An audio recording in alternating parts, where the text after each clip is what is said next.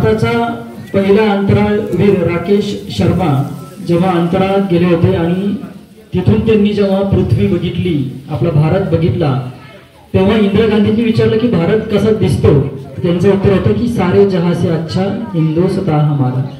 आपला जो भारत आहे तो सगळ्या जगामध्ये सुंदर दिसतो, असं उत्तर राकेश शर्मा यांनी दिलं होतं.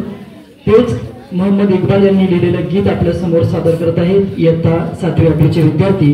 सारे जहां से अच्छा हिंदुस्तान.